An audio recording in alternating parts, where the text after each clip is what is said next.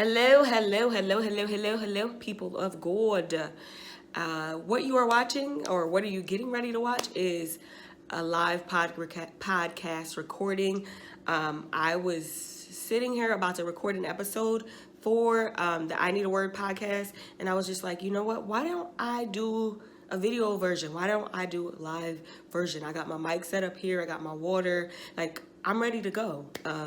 No, but just seriously, I wanted to just kind of give y'all a little behind the scenes look of how I record podcast episodes. Even though I don't do many for I Need a Word, I just had an idea to do one on today because of something I was researching, and then something a friend texted me. You're now listening to I Need a Word, your place for inspirational messages. So for those who don't know me, my name is Quonda Renee. I am the creator of I Need a Word. And for those who don't know, make sure y'all download the I Need a Word podcast. We are available on Google Play. We're available on Apple, and wherever else you can get podcasts. I think with the Google Play, though, you have to put I Need a Word in quotes in order for it to come up. But without further ado, this is an episode of the podcast, and I'm going to call this episode Success Brings Attack. So yesterday, I was doing some research for a project that I'm working on, and I came across this Tyler Perry clip, and he talked about success bringing attacks. Now, a few minutes after I finished watching that clip, one of my friends texted me, and she's just saying to me how she created some content, she put it out online, and other people kind of copied and tried to take it like it was theirs, and it was just some craziness with it. And I was saying to her, I'm like, girl, welcome to being a trailblazer. Whenever you do something great for God, whenever you're doing something great, period, expect opposition, expect attacks, expect duplication. So before we get into me talking about some of the things, how I learned that success brings attacks, let me let y'all hear this clip from Tyler Perry. But let me warn you what will happen when you're successful, because I don't want you to get out there and get caught off guard. At first, you're going to be celebrated. But when your success surpasses what your peers expect of you, then you will become a target. So now that you have set your intention, now that you have your foundation, let's talk about how to stay on course when the attacks come. And I assure you, they will come for you just as they did for me. When my attack started, I was shocked because I was so busy looking outside for the enemy to come and tear me down, I didn't even realize that the enemy was standing right in my own backyard. You see, we as black people, we have come through so much and we've endured so much that a lot of us, not all of us, but a lot of us still bear the scars of our ancestors. We still feel that if one of us is up, then that means that no one else can be too. So in order for me to be up and get ahead, then I can't celebrate you. I have to tear you down. That's the mentality that we have sometimes. That stems from a time in our history that there was only allowed one person of color to be successful at a time. I'll give you an example for Hollywood. When Hattie McDaniel was successful, there couldn't be another. When Dorothy Dandridge was successful, there couldn't be another. When Sammy Davis was successful, you know what I'm saying. You get the picture here. So expect some attacks. It's all a part of it. But remember this. A hunter only shoots at a deer he can see. If you ain't being seen, you ain't doing nothing. If you ain't being seen, you ain't doing nothing. Man, when I tell you I was doing research and that clip blessed me, it just kind of reminded me of all the things that I've been through since starting this platform called I Need a Word. I know a lot of people see it as a Facebook page and that goes viral and things like that, but it's so much bigger than that. We have so much other things that we're doing, and we're really trying to birth a network outside of social media. I've been working on a lot of things, but that clip just said something to me, because since I started this platform, I have been faced up against all types of opposition, all types of attacks. And and the crazy thing is, it's never been from random people who don't know me. It's always been from the Christian community, the faith community that have tried so many times to come up against me or to attack me. So the conversation I was having with my friend yesterday, I said to her, I'm like, girl, whenever you a trailblazer, you can expect that opposition is going to come. You can expect that people is going to try to duplicate what you did. But the anointing is different. The grace for it is different.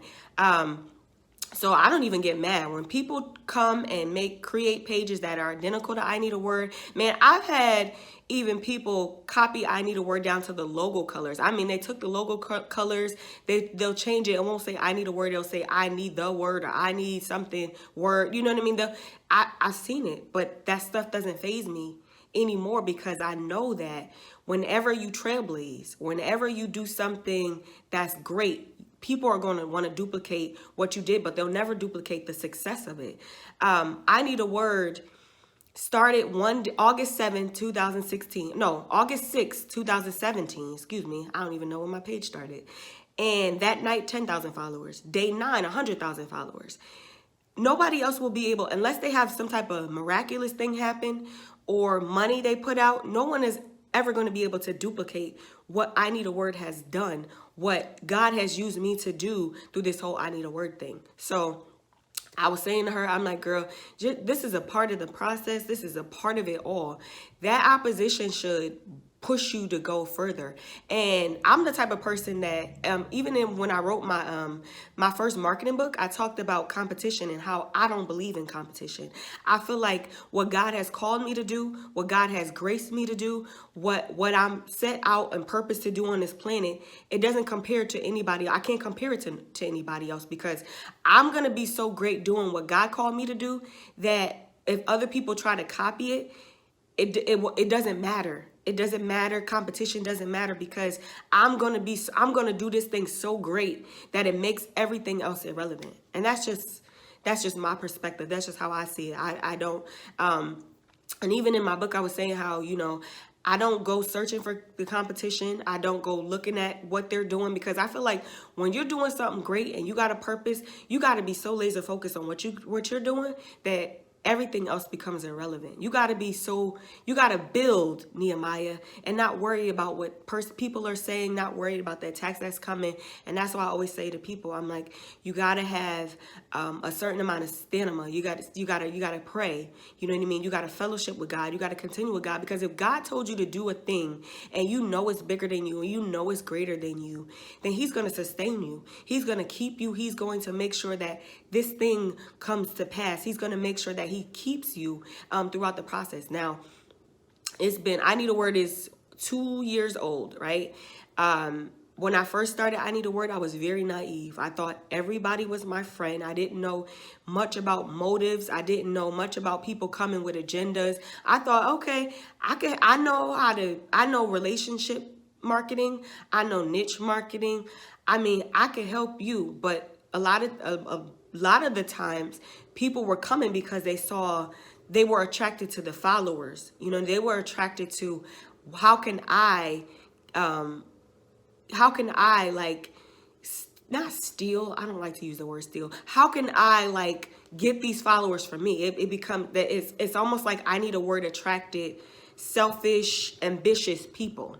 So in the beginning, I was in relationship and covenant with people that God never sent, God never ordained, and God had to reveal to me that these are people that I didn't have for you. These are people that are not they don't have your best interest at heart, because people can come to you and they'll come to you in love and act like there's no motives. They want to be your friend, this and that.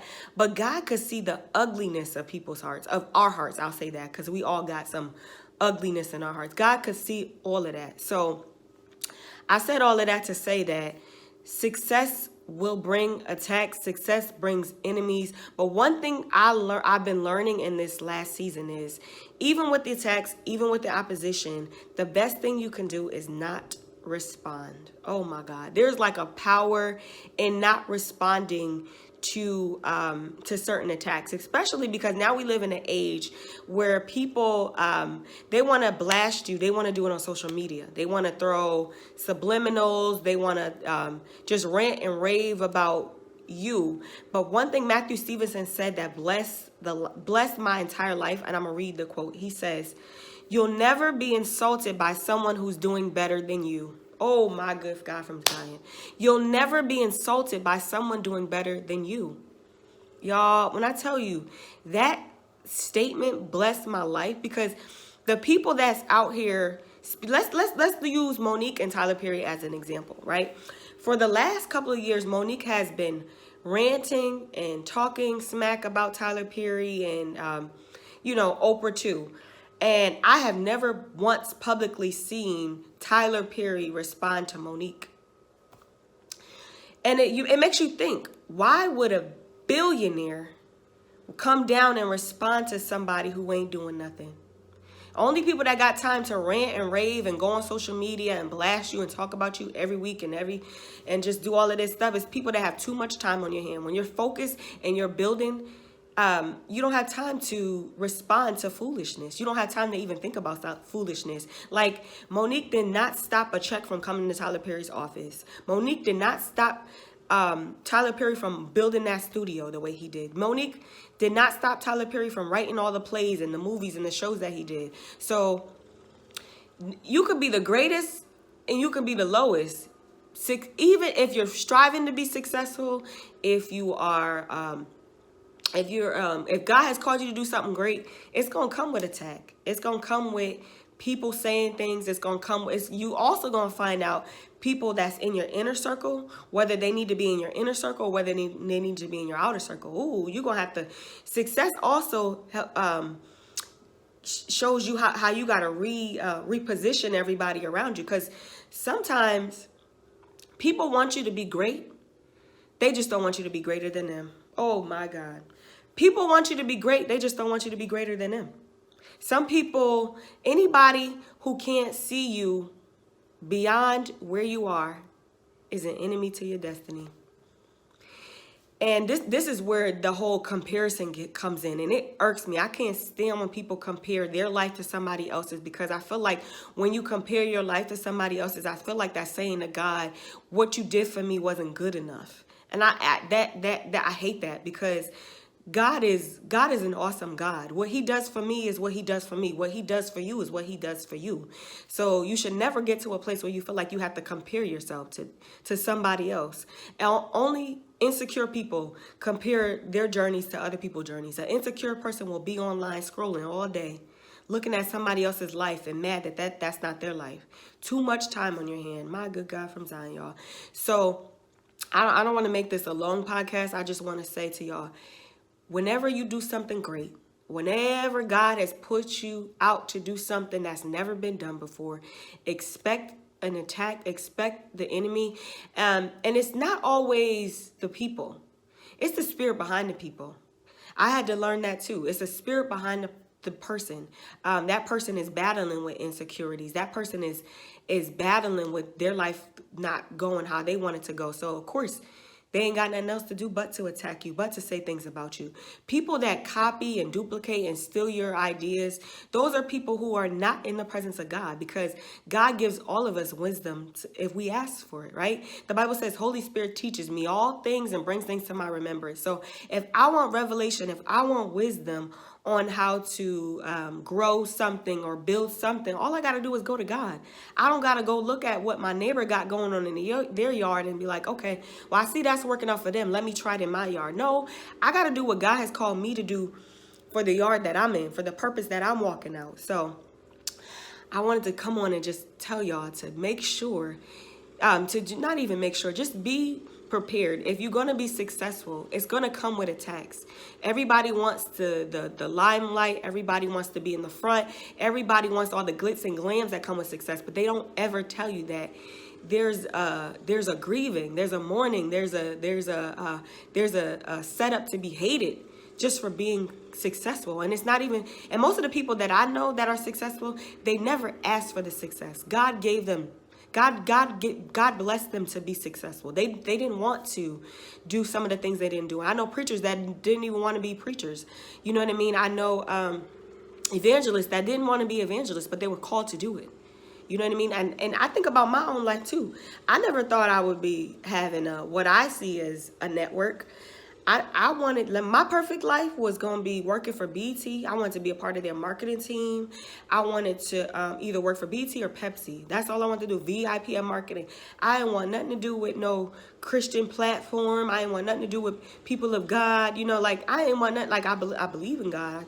But I didn't want nothing to do with being involved in a ministry or church role or anything like that. That was never something that I wanted to do. So whenever you are striving to do something great, whenever you are striving to be something great, no, it's going to come with an attack. It's going to come with attacks. Even you heard Tyler Perry and say that he didn't expect the attacks to come from his backyard. He expected the attacks to come from outwards. Sometimes the attacks is going to come from people you know. Sometimes the attack is going to come from people that you've ate with, people that you've done ministry with, people that you've done business with, and what they say about you is none of your business. That's their personal problem.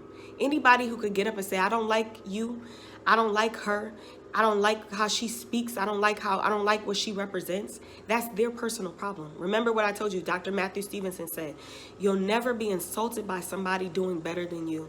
So I'm going to end this podcast with saying I love y'all with the love of the Lord, and just stay prayed up, fast, pray, be in relationship with God, follow God's leading, do your own thing. You ain't got to copy what other people's doing. Just because it works for somebody else does not mean you're graced to do it, does not mean that God has called you to do it. And I wish y'all much success and peace. Until the next podcast episode, thank you for my Facebook and YouTube family for rocking it out on my first live podcast episode. And this episode was called Success Brings Attack. I am Quonda Renee, and I will see you again on the next episode. Take care. You've been listening to I Need a Word, your place for inspirational messages. Follow us on Instagram and Facebook, or visit ineedaword.org.